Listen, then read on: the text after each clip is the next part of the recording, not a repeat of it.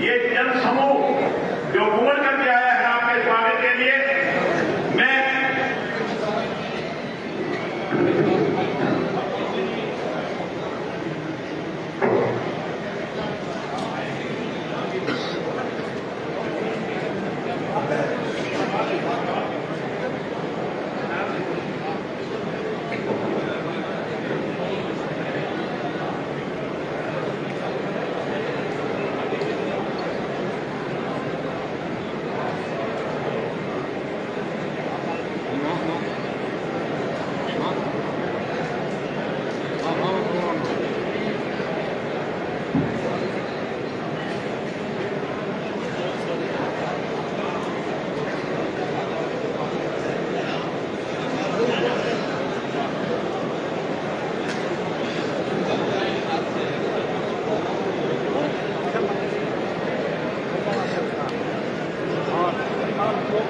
बहुत ही आदरणीय हम सबके बहुत ही सम्माननीय जिन्होंने 9.5 साल तक इस प्रदेश की सेवा बतौर मुख्य सेवक निस्वार्थ, कोई लालच नहीं, कोई क्षेत्रवाद नहीं, कोई जातिवाद नहीं, इस किस्म से इस प्रदेश की सेवा की जो मैं समझता हूं एक मिसाल बन गई। आने वाली पीढ़ियां याद करेंगी कि मनोहर लाल इस प्रदेश के मुख्यमंत्री हुआ करते थे। ऐसे हम सबके बहुत ही सम्माननीय आज हमारे बीच में आए माननीय श्री मनोहर लाल जी, हमारे जिला की बहुत ही कर्मठ और मेहनती अध्यक्ष बहन आशा खेतर जी, और मेरे सामने बैठे हजारों की तादाद में, मैं समझता हूं रात को ही हम डिनर कर रहे थे, माननीय मुख्यमंत्री जी ने, मैं तो मुख्यमंत्री ही कहूंगा, इन्होंने कहा कि कोई कार्यक्रम फतेहाबाद के बाद रखा जाए, तो मैंने कहा नहीं हाँसी रख लो, तो मैंने ठीक है हाँसी रख लो। इन्होंने मेरे को इजाजत दी और हमने एक शॉर्ट नोटिस पे आपको आज दिन में, क्योंकि रात के 11 सवा 11 तो मैं घर ही पहुंचा था, और सुबह उठ करके मैंने आप लोगों को केवल और केवल फोन किए, और आप इतनी भारी तादाद में मेरे एक बुलावे पर आए। मैं दिल की गहराइयों से सिर झुका के नतमस्तक होकर के आपका बहुत बहुत धन्यवाद करता हूं, बहुत बहुत स्वागत करता हूं। आदरणीय बुजुर्गों, साथियों, मैं आज झांसी की इस ऐतिहासिक धरा पर माननीय मनोहर लाल जी का पूरे हल्का की तरफ से, आप सबकी तरफ से दिल की गहराइयों से बहुत बहुत स्वागत करता हूं। साथियों, मनोहर लाल जी ने हमेशा प्रदेश की ऐसी सेवा करने का काम किया जिसकी मिसाल पूरे देश में बनी। राजनीति में जब भी 2014 से पहले कोई चुनाव आता था और हम बैठ करके भाषण सुनते थे नेताओं के, हर नेता की एक आवाज होती थी कि राजनीति बड़ी गंदी हो गई है, हम राजनीति में व्यवस्था परिवर्तन के लिए आएंगे, हम राजनीति के मायने बदलेंगे। 70 साल तक उसी घर्रे को पीटते रहे, किसी ने राजनीति की व्यवस्था बदलने का कार्य नहीं किया। अगर किसी ने राजनीति में व्यवस्था परिवर्तन का कार्य किया तो उसका नाम मनोहर लाल है। बुजुर्गों, साथियों, प्रत्यक्ष को प्रमाण की आवश्यकता नहीं होती,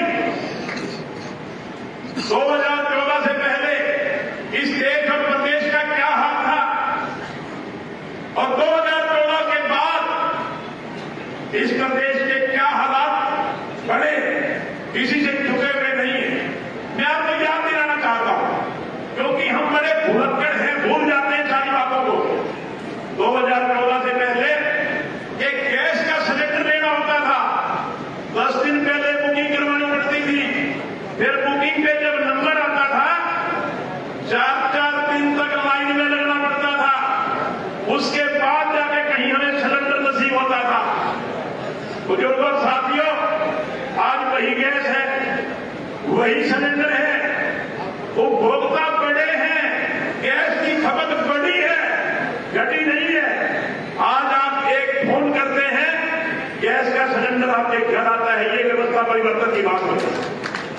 बुजुर्गों साथी में गरीब आदमी ने पीला राशन कार्ड बनवाना होता था, एक बुढ़ापा पेंशन किसी ने बनवानी होती थी, कितने कितने चक्कर लगाने पड़ते थे। आज वही बुढ़ापा पेंशन, वही गरीबी का पीला कार्ड, कहीं दफ्तर में चक्कर काटने की जरूरत नहीं है। घर बैठे ही आपकी जिसकी उम्र 60 साल की हो जाएगी, घर बैठे ही आपकी पेंशन बनेगी।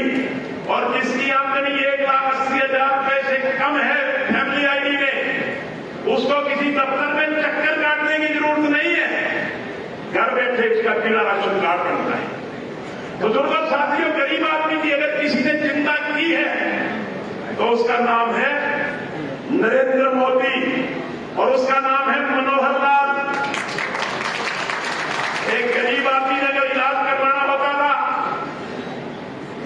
बेचारे को अपना मकान गिरवी रखना पड़ता था और तब जाकर के कहीं इलाज होता था। आज हमारे नरेंद्र मोदी जी ने हर गरीब आदमी की जिसकी आमदनी 1,20,000 रुपए से कम है, गारंटी ले ली कि 5 लाख रुपए तक का इलाज मैं गारंटी देता हूं। 1,20,000 रुपए से कम आमदनी है जिसकी, मगर मनोहर लाल जी ने उससे भी 4 कदम ऊपर। मनोहर लाल जी ने सोचा, मोदी जी ने तो पूरे देश की चिंता करनी है, मेरा तो छोटा सा प्रांत है हरियाणा, मेरे को केवल हरियाणा की चिंता करनी है। मैं तो 1,20 की बजाय जिसकी आमदनी 1,80 भी होगी ना, मैं उसका भी 5 लाख रुपए तक का इलाज खरीद करूंगा। ये होती है सोच, ये होती है व्यवस्था परिवर्तन की बात। और इससे आगे अगर कोई परिवार 1,500 रुपए वार्षिक जमा करवा देता है, उसकी आमदनी 3 लाख रुपए है, उसका भी 5 लाख तक की गारंटी मनोहर लाल जी ने दे दी। मतलब मेरा कहने का, मैं लंबा नहीं बोलता, अगर मैं एक एक बात का जिक्र करूं लंबा बहुत हो जाएगा। आप काफी समय से बैठे हैं और माननीय मनोहर लाल जी भी सुबह निकले थे, पहले भिवानी, फिर फतेहाबाद और फिर झांसी, सारा दिन इनका व्यस्त रहता है। और ये 9.5 साल मैंने इनको बहुत नजदीक से देखा है। जिस तरह से हरियाणा के आम आदमी की चिंता करने का काम मनोहर लाल ने किया, दुनिया में कोई मिसाल नहीं मिल सकती। इनके कार्यों को एक बार नहीं, कई कई बार नरेंद्र मोदी जी ने भी सराहा और उन्होंने कहा कि अगर किसी गरीब आदमी का भला करने की बात सीखनी है तो मनोहर लाल जी के पास जाके सीखो। इससे बड़े फखर की बात हमारे लिए हो नहीं सकती। अचानक एक दिन मैसेज आया हमारे पास, हम पहुंचे चंडीगढ़। आदरणीय मनोहर लाल जी ने अपने मुखारबिन से कहा कि आज हरियाणा में हम मुख्यमंत्री बदलने का काम कर रहे हैं, मैंने रिजाइन कर दिया और नायब सिंह सैनी इस प्रदेश का नेतृत्व करेंगे। हम बड़े हैरान हुए कि ये एकदम अचानक कैसे हुआ। और मनोहर लाल जी ने हंसते हंसते ईमानदारी से कहता हूं, अरे आज एक मेंबर पंचायत का पद छोड़ना पड़ जाए तो बहुत बड़ी दुविधा होती है, मुख्यमंत्री का पद छोड़ देना, हंसते हंसते छोड़ देना, दुनिया में ऐसी मिसाल मिल नहीं सकती। मैं समझता हूं इससे बड़ी मिसाल। और उसके बाद हमारे पास फोन आई कि ये क्या हुआ। विशेष तौर पे मेरे समाज के लोग जो बहुत चिंतित हो गए, बहुत एकदम हैरान हो गए, वो बोले अब क्या होगा, मनोहर लाल जी की तो छुट्टी हो गई। देखिए, मैंने अपने समाज के लोगों से कहा, क्योंकि वो बहुत ज्यादा चिंतित थे, मैंने कहा मनोहर लाल जी बहुत ऊंचे जाएंगे। और मैं आज भी दावे से कह सकता हूं, मनोहर लाल जी खुद कहे ना कहे, ये इनकी बात नहीं कह रहा मैं किसी बड़े नेता की बात नहीं कर रहा। मेरा भी 40 साल का राजनीतिक तजुर्बा है। मैं गांव में सरपंच रहा हूं, ब्लॉक समिति का चेयरमैन रहा हूं, मैं मंत्री रहा हूं, मैं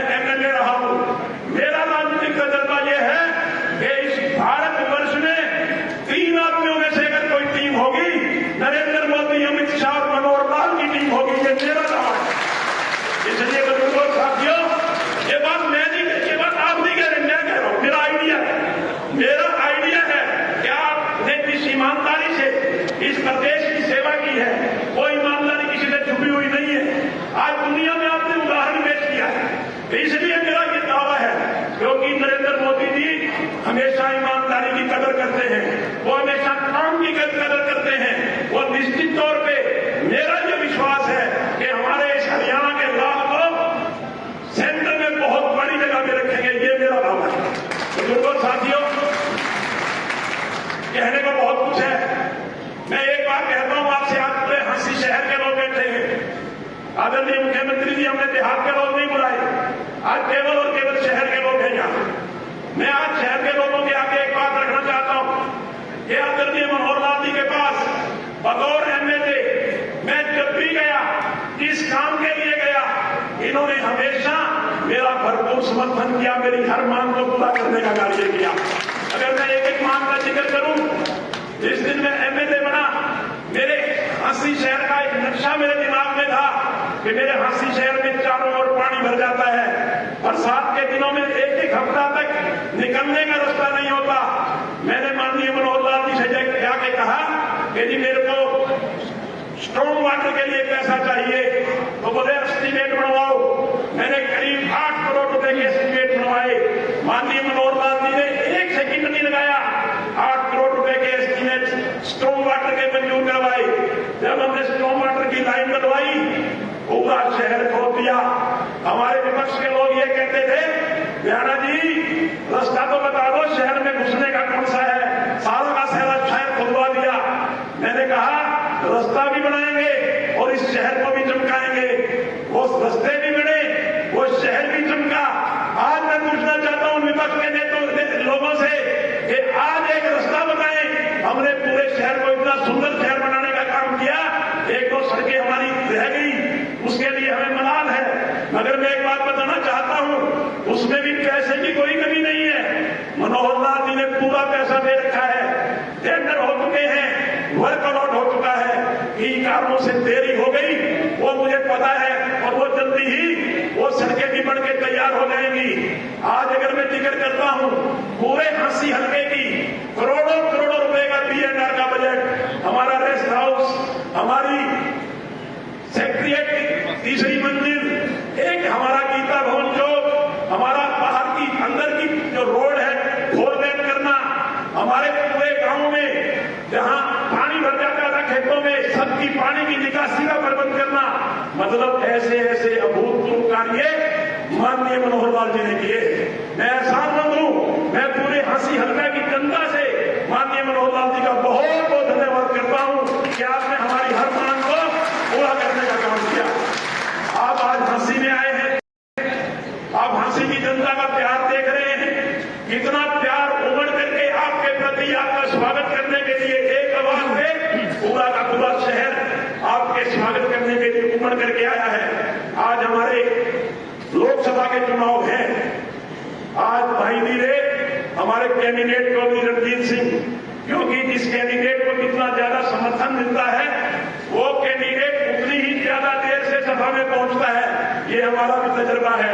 देखिए, माननीय मनोहर लाल जी तो पहुंच गए, हमारा कैंडिडेट अभी भी कभी कहीं सभाएं कर रहा था। अभी उनके पहुंचने के बाद फोन पे बात हुई तो बोले मैं हिसार से चल पड़ा। मैं बोल दिया माननीय मनोहर लाल जी बोलेंगे, इतने में कैंडिडेट भी आ जाएंगे। मेरा आपसे निवेदन है, कैंडिडेट की भी और माननीय मनोहर लाल जी भी आपसे वोट की अपील करेंगे।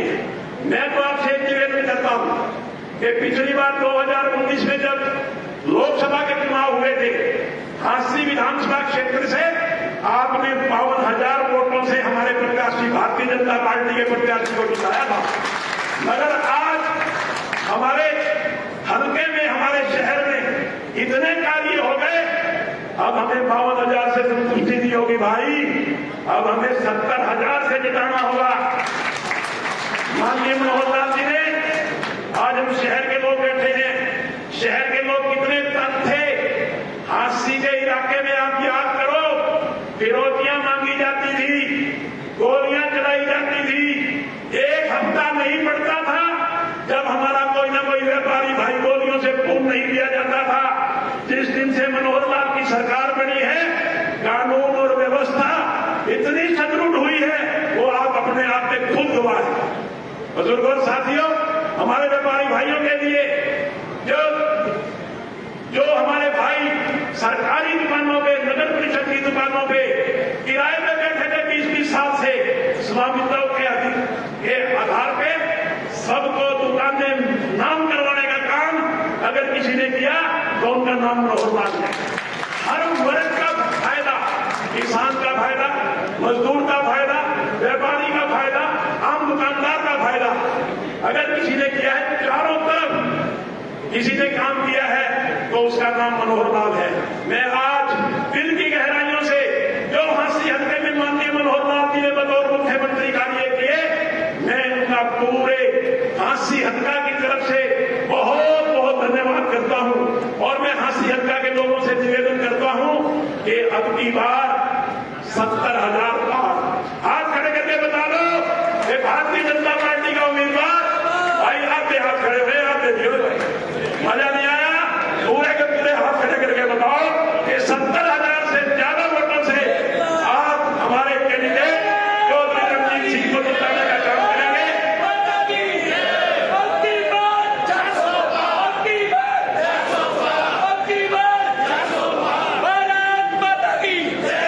भाई आवाज में पूरी गर्मी नहीं है, मैं लगाऊंगा नारा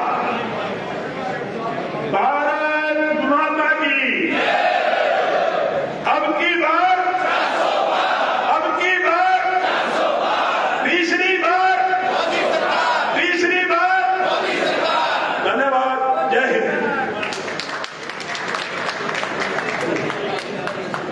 ये बात हमारे बीच हमारे लोकप्रिय विधायक जी ने बिल्कुल सही कही। अगर थाली में मनपसंद भोजन हो तो वो भी किसी दूसरे को देते हुए मन दुखता है। ऐसे में मुख्यमंत्री पद किसी और को बड़ी खुशी खुशी सौंप देना, ऐसे त्यागी सत्पुरुष हमारे बीच आदरणीय मनोहर लाल जी उपस्थित हैं। उनसे हम जैसे कार्यकर्ताओं ने हर रोज कुछ न कुछ सीखा है। जिस कार्यकर्ता को उन्होंने सिखाया उसका हाथ पकड़कर उसे सही राह तो दिखाई ही दिखाई, उस रास्ते पर उसे आगे भी बढ़ाया और हरियाणा प्रदेश का माननीय मुख्यमंत्री नायक भी बनाया। ऐसे माननीय मुख्यमंत्री मनोहर लाल जी आज हमारे बीच उपस्थित हैं। जोरदार तालियों के साथ उनका स्वागत अभिनंदन करते हुए मैं उनसे अनुरोध करूंगी कि वे आए और झांसी की इस जनता को जो आपको सुनने के लिए यहाँ उपस्थित है अपने आशीर्वाद वचन के साथ उनका स्वागत करें। माननीय मनोहर लाल जी जोरदार तालियों के साथ आप उनका स्वागत करें, अभिनंदन करें।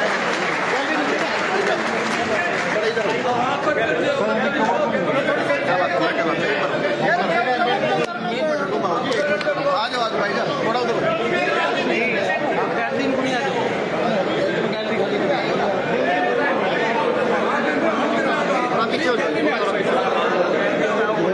पीछे हो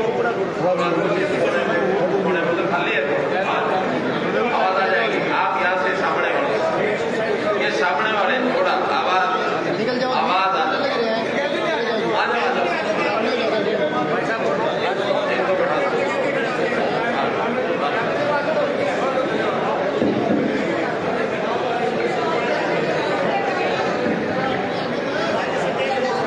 थोड़ा साइड ले लेना।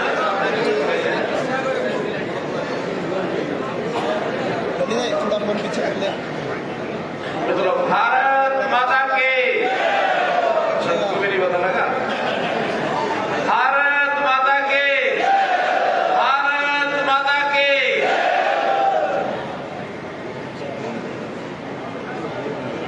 अपने ऐतिहासिक झांसी की नगरी, इसका इतिहास मित्रों किसी से छुपा नहीं है। क्रांतिकारियों का इतिहास इस झांसी से जुड़ा है। आज के इस बहुत कम समय आपको मिला इस कार्यक्रम को करने के लिए, इस सम्मेलन को बुलाने के लिए। इस कम समय में इतनी बड़ी संख्या में आप लोग यहाँ आए हैं, मैं निश्चित रूप से अपने यहाँ के विधायक श्री विनोद राणा जी का भी धन्यवाद करता हूँ और अपने जिला अध्यक्षा, हमारी जिला अध्यक्षा बहन आशा केदर का भी मैं बहुत बहुत धन्यवाद करता हूँ। कुल मिलाकर रात में ही बात हुई, जैसे बताया कि मेरे पास थोड़ा समय है, लेकिन थोड़ा देरी से कार्यक्रम हो पाएगा। इनका आप 9 बजे आइए, 9:30 आइए, 10 आइए, आ जाइए, बस इतना जरूर करिए कहीं ऐसा ना हो कि उस देरी काल से ना आए फिर हमारे कार्यकर्ता निराश हो। मैंने वादा किया था, मैं निश्चित रूप से पहुंचूंगा। अभी 8 बजे के आसपास वहां से चलना हुआ, 9 बजे मैं आपके पास आ गया। आप लोगों का जो ये एक विश्वास और समर्थन देख करके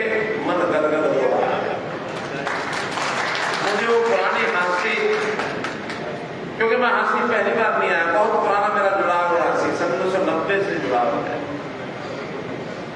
1990 में मेरा आना जाना यहां होता था। हमारे हरीश जी मनोजा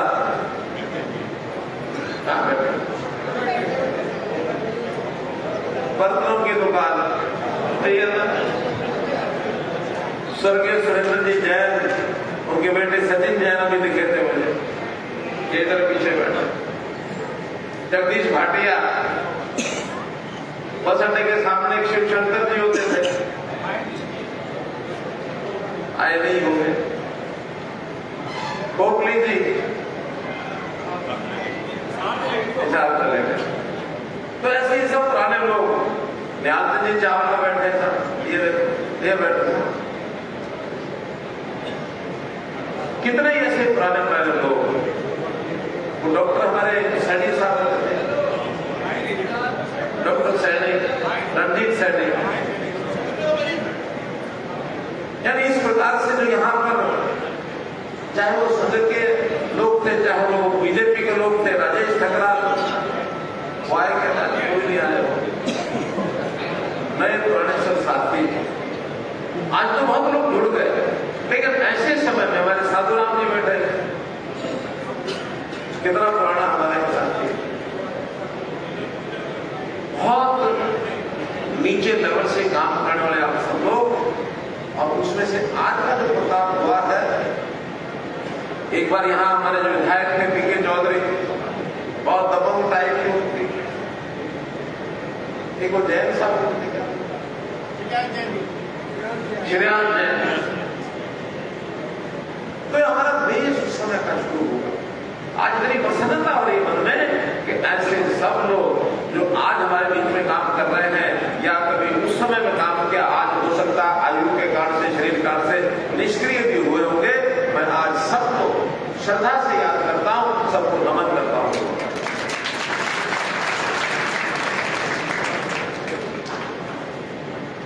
हम लोगों ने 9.5 साल हरियाणा में अपनी सरकार चल रही है, 10 साल नरेंद्र मोदी जी का कीर्तन हुए हैं। इस पूरे कार्यकाल में काम बहुत किए। सरकारों का काम होता विकास करना। जाना जिस बहुत से काम याद करा रहे थे, मुझे भी याद कराने की आवश्यकता नहीं है।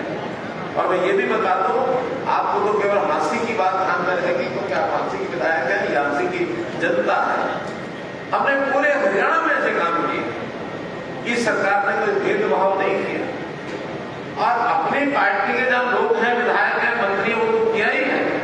जहां भारतीय जनता पार्टी के विधायक और मंत्री नहीं है, वहां भी हमने बराबर के काम किए। मुझे याद है 2014 के अंदर जो पहली बार विधानसभा में आए, आते ही सबसे पहली जो सेशन की घोषणा थी कि 90 के 90 विधायकों के क्षेत्रों में 5 करोड़ रुपया विकास के लिए, और मैं सैंक्शन करता हूं 450 करोड़ रुपया हमने दिया। बाद में जब अपने विधायक बैठे हुए, बोले आपने ये क्या किया, हमारे 47 है, 90 को आपने 5-5 करोड़ दे दिया, आपको तो 47 को 10-10 करोड़ देना चाहिए था, उनको क्यों दिया? मैंने कहा देखो भाई, अगर जहां हम नहीं जीत सके, अगर दूसरी पार्टी का भी कोई व्यक्ति जीत के आया है, जनता तो अपनी वहां भी रहती है, उन्होंने उनको जिता के भेजा है, वहां का प्रतिनिधि है, तो प्रतिनिधि अगर है तो ऐसा नहीं कि उसके साथ भेदभाव नहीं करेंगे। अगर तो जनता हरियाणा की है, पैसा हरियाणा का है, केवल बीजेपी का पैसा नहीं है। और अगर आज वो नहीं होंगे तो क्या हमने उनको अपना बनाना नहीं है? कभी नहीं बनाना है क्या? आज अपने निकल अपने होंगे। तो इस भेदभाव के बिना इस हरियाणा का विकास लगातार हमने किया, भरपूर किया। और केवल विकास किया ऐसा नहीं है, हमने सिस्टम्स को खड़ा किया। जो सिस्टम कभी बने नहीं थे, या सड़ा चला सिस्टम था, सदियों से चला आ रहा, हरियाणा बनने से पहले का भी है, उसके बाद का भी है, लेकिन जनता सुखी नहीं थी। जनता में बहुत बड़ा कष्ट था, एक अवसाद था, एक निराशा थी, एक डर था, भय था, उसको समाप्त किया। उसके लिए 3C मैं कहता हूं, हमने एलिमिनेशन ऑफ 3 C's।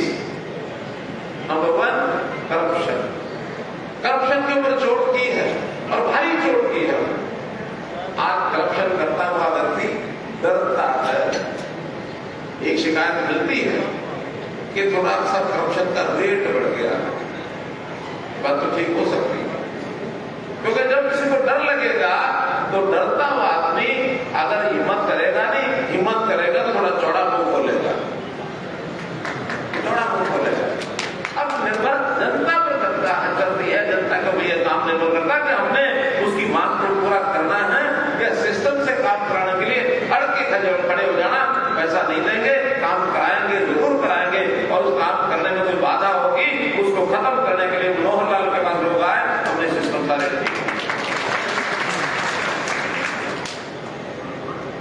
जैसा बताया कि 20 साल पहले की हमारी नगर पालिकाओं की दुकानें जिनका पट्टे पर थी, कोई तय बाजारी पर थी, कहीं किराए पर थी, भाई आखिर बाप दादा ने ली, आज अगली पीढ़ी की दुकान पर बैठी है और किराया दे रही है। मकान मालिक क्यों नहीं करा सकता, दुकान मालिक को क्यों नहीं करा सकता? 20 साल से पुरानी, 40 साल, 50 साल की दुकानों का जिनका कब्जा, तो सबको मालिकाना हक स्वामित्व योजना के तरफ से अभी थोड़ी कमी उसमें है। कुछ जमीनें ऐसी हैं जो नगर पालिका, नगर निगम की नहीं है, और कैसे कैसे सिस्टम थे, जमीन इरिगेशन की है या पीडब्ल्यूडी की है, नगर पालिका वालों ने जमीन पर दुकानें बना के किराया लेना शुरू कर दिया। देखा जाता जैसे आम आदमी कब्जा करता ना, ऐसे दूसरी भाग की जमीन पर वही नगर पालिकाओं ने कब्जा कर दिया और किराया खाने लगे। अब जब नाम करने की बारी आई तो नाम कैसे करें, नाम तो इरिगेशन की जमीन पीडब्ल्यूडी की। बाकी बातों को बुलाया कि जैसी योजना हमारे अर्बन लोकल बॉडीज ने बनाई है, ऐसी की ऐसी योजना आप लोग भी अडॉप्ट करो। 20 साल से ज्यादा समय हो गया, उनका नाम चढ़ना चाहिए, मालिक बढ़ने चाहिए। ये एक छोटी सी बात बताइए, गांव के लोग यहाँ अगर कोई बैठे हो या जिनका संबंध गांव से है, वहां एक लालदोरा नाम से एक सिस्टम होता है। लालदोरा का मतलब ये है कि उसके अंदर जिसका कब्जा है वही उसका कब्जा सच्चा, बाकी झूठा रजिस्ट्री नहीं होती। वो ऐसे ही लालदोरे वाली जमीन दूसरे को बेच दो और एक कागजी प्रमाण पत्र लेकर रख लो कि उसका नहीं उसका हो गया। कहीं रेवेन्यू रिकॉर्ड में उसका कोई उल्लेख नहीं होता। गांव के अंदर की जो जमीन होती है लालदोरे के अंदर, लोगों ने कहा लालदोरा थोड़ा बढ़ा दो। बढ़ाना क्या फायदा कि जी वहां पे रजिस्ट्री का खर्चा नहीं लगेगा। मैंने कहा क्या उल्टे काम कर रहे हैं, हम अपने मलकियत को खो देंगे। जब बाकी मित्रों से विचार किया और कई लालदोरा ही अपने आप में बहुत बड़ा नासूर है, हमने योजना बनाई, लालदोरा खत्म हुआ। लालदोरा खत्म होने से गांव के उस आदमी की पहली रजिस्ट्री सब पंचायत करा के देगी, 100 रुपया लगेगा, उसको रजिस्ट्री करा दो। बाद में उस रजिस्ट्री के आधार पर देख सकते हैं, उस पर लोन ले सकते हैं, मलकियत है, सीना चौड़ा हो गया लोगों का कि हमारी रजिस्ट्री हो गई, रेवेन्यू रिकॉर्ड में चढ़ गई। महीनों महीने, सालों साल इंतकाल नहीं होते थे। हमने कहा इंतकाल जैसे रजिस्ट्री होगी उसी समय इंतकाल होगा, इंतकाल करने के लिए दोबारा नहीं जाना पड़ेगा, इंतकाल उसी दिन हो जाता है। ऑनलाइन सिस्टम खड़े कर दिए, किसी को भीड़ में आके लगने की जरूरत नहीं है, लाइन में लगने की जरूरत नहीं है, आपकी जरूरत घर बैठने पूरी होगी। कुल मिलाकर के सारी उपलब्धियां हमारे बाकी वक्ता समय से आपको बताएंगे। आज हमारे विधायक जी ने भी आपको बताई। हमने जो सिस्टम ठीक किए, करप्शन को दूर करने के लिए बहुत बड़ा अभियान चलाया। दूसरा सी है क्राइम, जिसकी बात ठाना नहीं कर रहे। इन शहरों में किस प्रकार की क्राइम की घटनाएं होती थी, सख्त नियम बना, पुलिस की ट्रेनिंग कराई, भर्ती कराई, और पुलिस को पूरी छूट भी दी हमने। कुछ मामलों में हो सकता है पुलिस के द्वारा कुछ ज्यादती भी हो गई हो, लेकिन अगर कहीं किसी अपराधी को दंड देने के लिए कोई आगे बढ़ते हैं तो कभी कभी कहते हैं कि गेहूं के साथ क्या उठ पे जा रहा है। किसी के ऊपर हो सकता है ज्यादती हो गई हो, लेकिन एक वातावरण को शांत करने के लिए, अपराध मुक्त एरिया करने के लिए हरियाणा में भरपूर काम कर रहे हैं। अभी कुछ घटनाएं दिल्ली के आसपास हो जाती है, क्योंकि दिल्ली का जो अपराधी है वो दौड़ के यहाँ आता है। उत्तर प्रदेश का भी अपराधी थोड़ा दौड़ के आने लगा था। अब सबको आंखें हो गई कि उधर भी पिटाई होगी, इधर भी पिटाई होगी। उधर योगी जी पिटाई करेंगे तो मनोहर लाल पिटाई करेंगे। हमने छोड़ा नहीं किसी को। दिल्ली के आसपास के एरिया में पुलिस कमिश्नरेट बना दिए। जब वहां 80 घटनाएं हुई थी, उस समय विचार आया कि क्राइम को ठीक करने के लिए, दबाने के लिए क्या करना पड़ेगा। एक विशेष प्रावधान किया कि 80 को पुलिस का जिला बनाया हमने। पहला 80 जिला है पुलिस का, और नहीं था उसके बाद हमको डबवाली भी बढ़ा दिया। डबवाली को बढ़ाने का दूसरा कारण है क्राइम नहीं है, वहां ड्रग्स का बहुत बड़ा प्रचलन हो गया।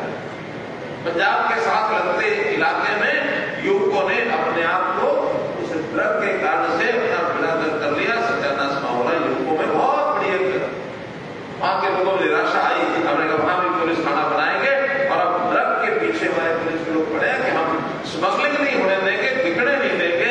हाँ, किसी को गलत आदत लग गई है उसको प्रेम से, प्यार से डी एडिक्शन सेंटर में ले जा करके, क्योंकि जिसको आदत लग जाती है वो फिर अपराधी नहीं रहता, उसकी आदत गलत होगी, वो नशे में चला गया।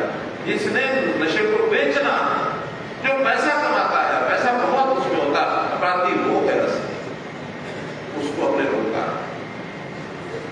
मित्रों, तीसरा सी जिसके ऊपर पीछे पड़े वो है कास्ट बेस्ड पॉलिटिक्स। पहला सी करप्शन, दूसरा सी क्राइम, तीसरा सी कास्ट बेस्ड पॉलिटिक्स। ये जातिगत राजनीति इस प्रदेश में बहुत चलती है, वैसे तो दुनिया देश में बाकी जगह भी चलती है, लेकिन हम उसके पीछे लगे और हमने एक नारा दिया था, क्या कुछ लोग हमारे से थोड़ा सा नाराज भी कहले, आप तो हरियाणा एक हरियाणवी कहते हैं, साडा की बनेगा, असली पंजाबी हैं। अब कुछ थोड़ा बहुत ये हम जातीय लोग खुल के बात करते हैं। मैंने हमेशा कहा, देखिए जब पंजाब एक था, देश का विभाजन नहीं हुआ था, उस समय पेशावर तक पंजाब, तब सब पंजाबी थे। फिर उस भाग को पाकिस्तान कहा, इस भाग को पंजाब कहा।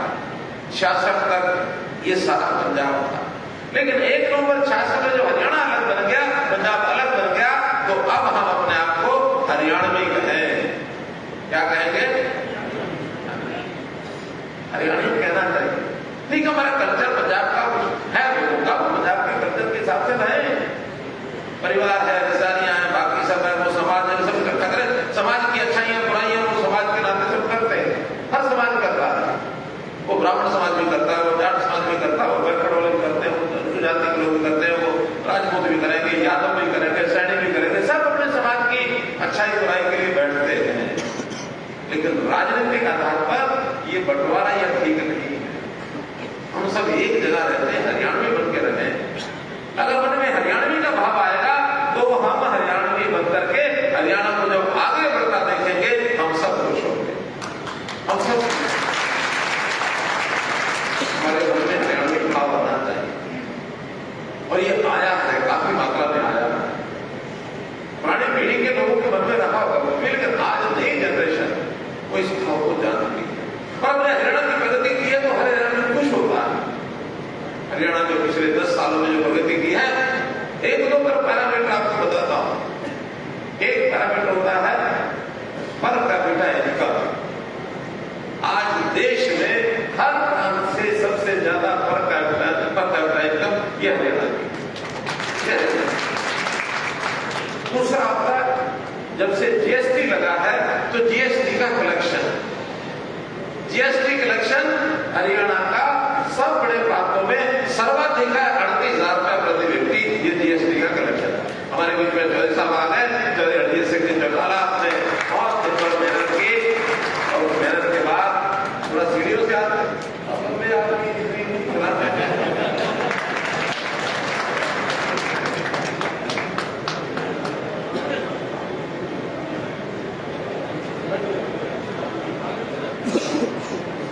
तो मैं कह रहा था कि हरियाणा की प्रगति बहुत पैरामीटर में आगे बढ़ रही है। जीएसटी का सुधार व्यापारियों से ज्यादा कोई नहीं जानता।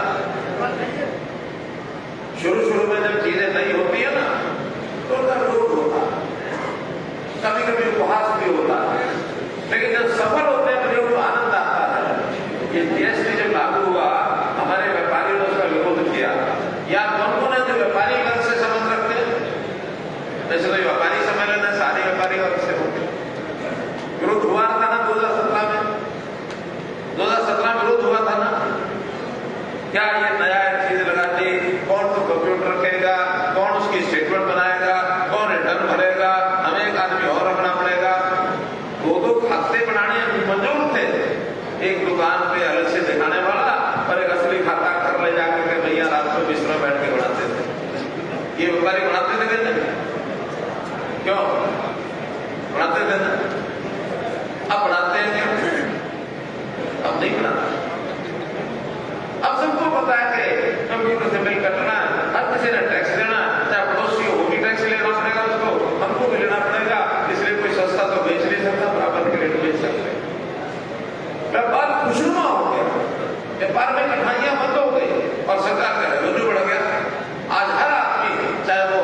छोटा सामान ले, बड़ा सामान ले, थोड़ा सा पैसा उसका टैक्स पर लग जाता है, उसको भी पता नहीं लगता।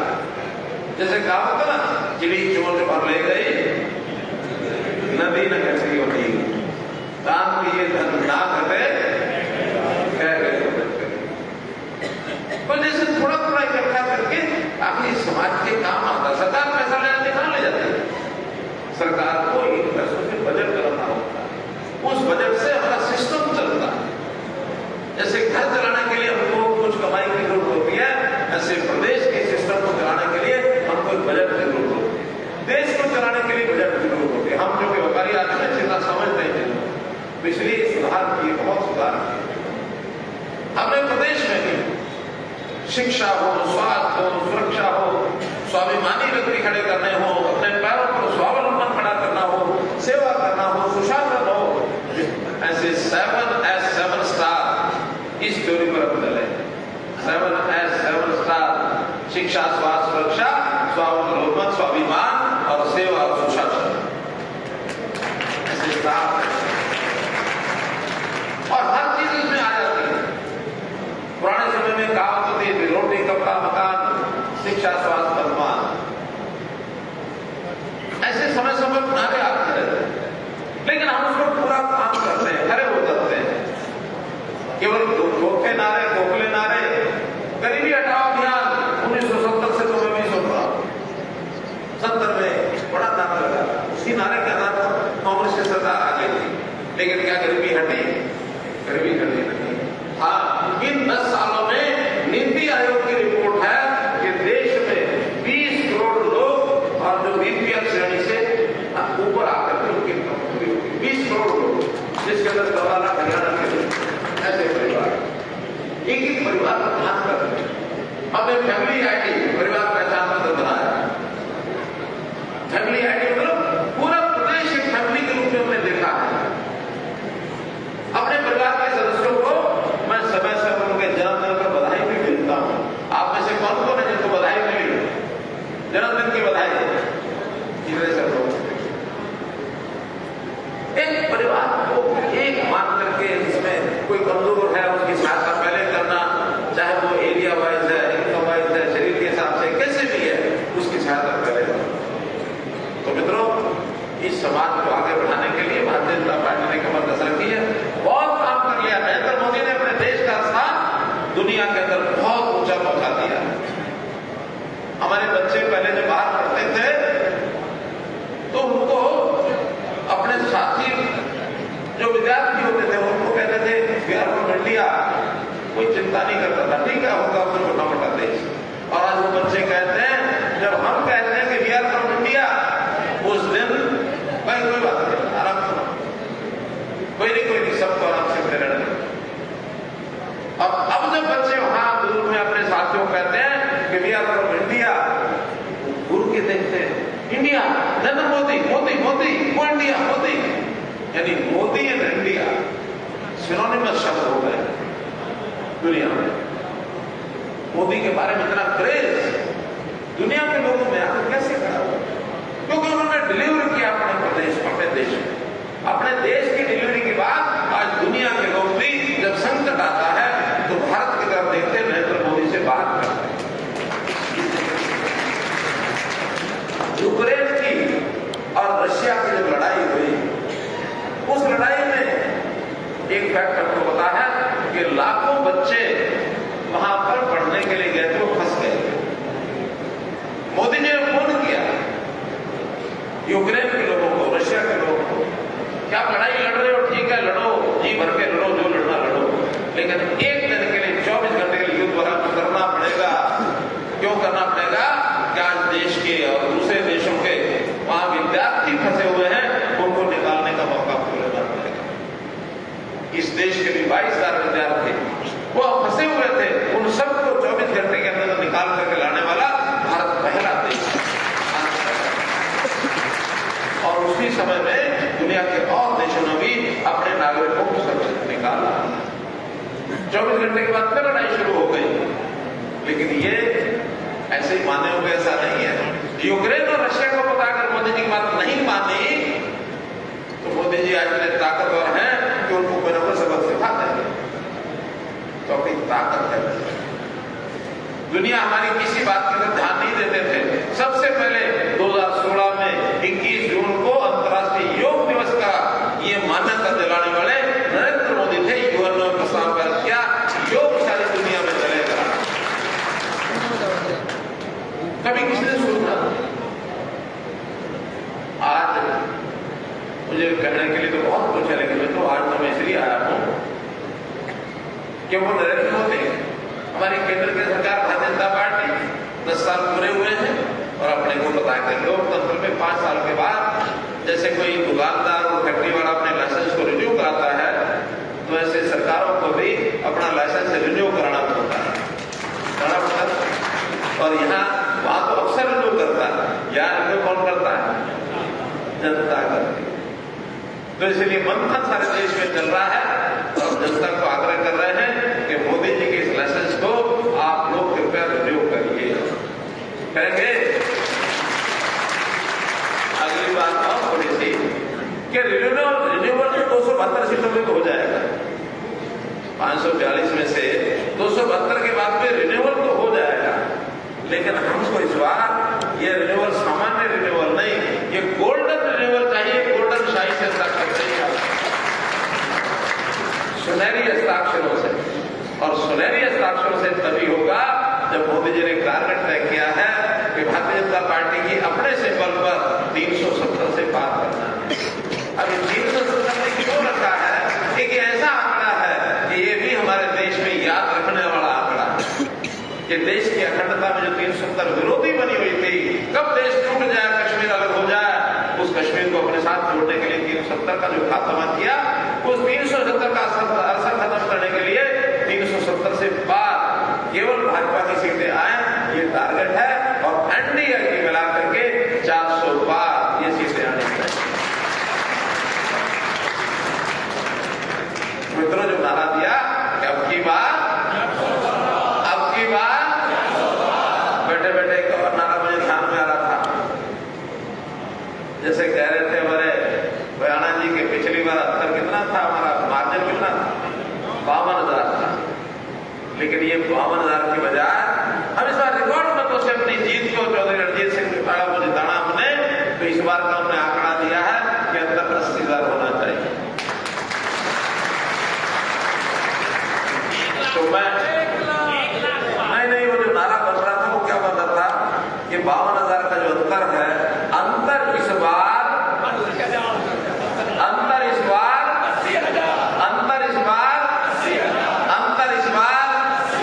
80,000 अगर नासियों को देती है तो ये अपील दूर दूर तक जाएगी।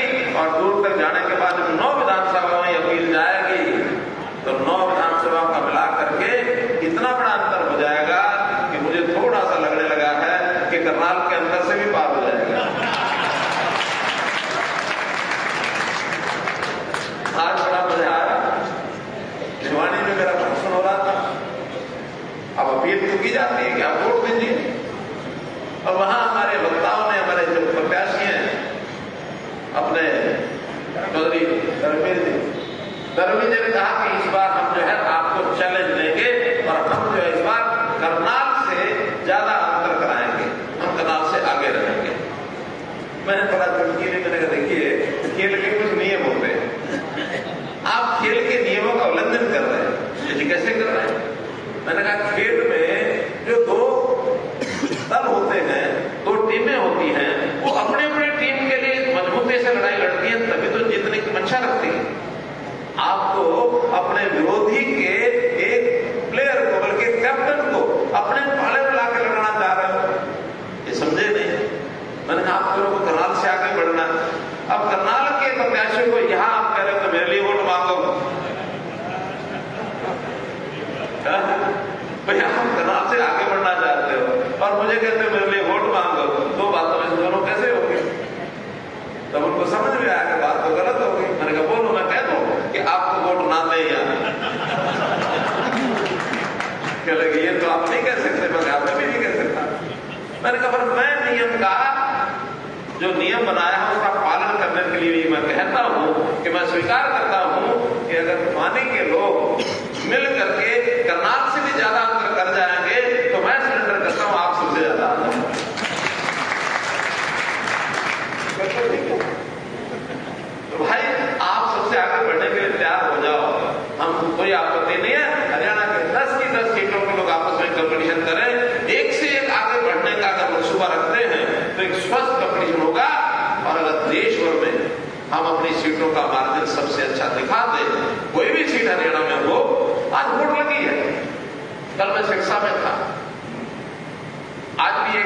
जो सीट हमारी फतेहाबाद की वो सिरसा में ही है, तो वहां बहुत लोगों ने, नए नए लोगों ने ज्वाइन किया, टाटा बंधुओं ने भी समर्थन कर दिया, बहुत बड़ा प्रभाव है। चौटाला साहब हमारे यहाँ बैठे, इनका समर्थन है। इनके भतीजे लगते हैं ना, आदित्य, वो हमारे वहां उस लोकसभा के इंचार्ज हैं, वो भी वहां लगे थे। और अभी कल एक बहुत अच्छे वहां के जो काम करने वाले, हमारे प्रभाव रखने वाले मीनू बेनीवाल, वो भी पार्टी ज्वाइन कर गए थे। मुझे लगता है कि सिरसा भी बहुत आगे बढ़ेंगे, हिसार भी बहुत आगे बढ़ेंगे, भिवानी भी बहुत आगे बढ़ेंगे। और करनाल के लोगों ने तो कहा कि आप केवल फार्म भरने आ जाना, बाद में सर्टिफिकेट लेने आ जाना, आप पूरे हरियाणा में, देश में जहां रहना जाओ। इस प्रकार का उत्साह सब जगह है। तो मित्रों, करनाल शहर की ये जो संकल्प हमारा है, इसको लेकर के आप आगे, क्या हांसी शहर का नाम याद आ रहा है, हांसी शहर के अपने बंधुओं से संकल्प लेकर के आगे बढ़े, तो हांसी की जो हवा होती है शहरों में, जो हवा चलती है दूर तक फैलती है, गांव में फैलती है, तो यहाँ की जो तरंगे वो बाहर जाए और पूरे इलाके में भारतीय जनता पार्टी के घर में कमल के निशान पर वोट देने के लिए, चौधरी रणजीत सिंह जी को भारी मतों से जिताने के लिए एक हवा बने।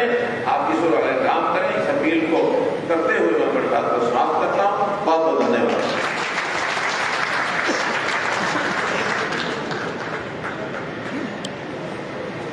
माननीय मनोहर लाल जी त्याग की पराकाष्ठा को भी पार करते हैं।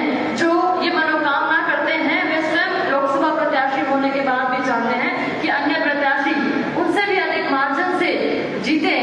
ऐसे माननीय मनोहर लाल जी को हम प्रणाम करते हैं। मैं कहती हूँ जोरदार तालियों के साथ ऐसी शख्सियत को आप समझ लीजिए। लोग युगों तक याद रखेंगे कि हरियाणा प्रदेश को ऐसे मुख्यमंत्री मिले थे जिन्होंने बच्चे बच्चे की चिंता की, हर बुजुर्ग को उसका अधिकार दिया।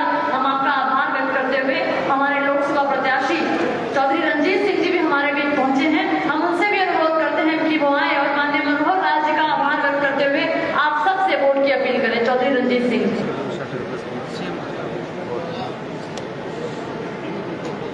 हमारे बहुत आदरणीय माननीय मनोहर लाल जी हमारे साथ बैठे, आपके पार्टी के साथ आपके मनोवेश और जागरण में बहुत प्यार लेकर करते हैं। श्री विनोद बेहरा जी आपके साथ ही बैठे हमारे जिला से सभी पदाधिकारी और व्यापारी शहर के सब जिला लगभग उनके इसी बात का कि एक बार